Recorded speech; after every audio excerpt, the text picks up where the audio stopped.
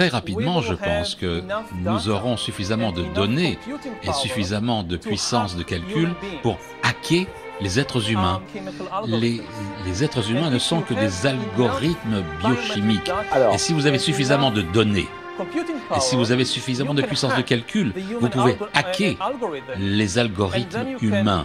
Et à ce moment-là, vous pouvez contrôler et manipuler les gens d'une manière que même Staline et Hitler et les grands dictateurs du XXe siècle n'auraient pas pu imaginer.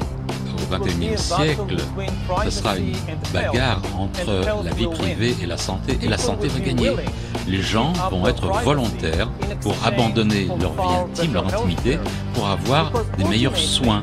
Parce que finalement, les données qui sont véritablement importantes, ce sont les données biométriques de l'intérieur de votre corps. C'est le point clé.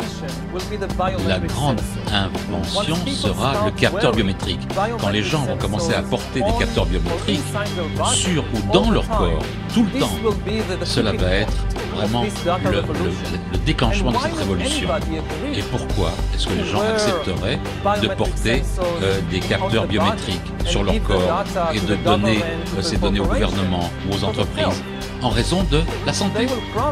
On va leur promettre avec de bonnes raisons que si vous acceptez ça, nous pouvons identifier par exemple à quel moment il y a une épidémie qui se répand et isoler les premiers qui sont atteints et arrêter l'épidémie.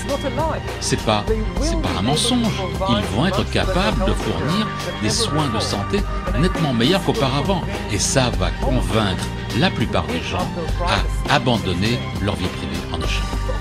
C'est la fin d'une certaine liberté. Vous savez, c'est un changement d'autorité. On passe des sentiments individuels vers la sagesse de l'algorithme. Et peut-être dans certains pays, ça sera forcé. Les gens seront contraints de le faire. Mais dans beaucoup d'autres pays, ça sera volontaire.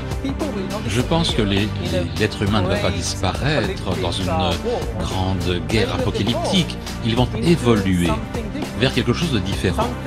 Quelque chose qui, je pense, dans 100 ou 200 ans, sera beaucoup plus différent de nous aujourd'hui que nous ne sommes différents de Néandertal. Il y a quelqu'un qui peut appuyer sur la pédale frein ou pas? Comment on fait pour stopper ce mouvement? On ne peut pas appuyer sur le frein parce que personne ne sait où est le frein.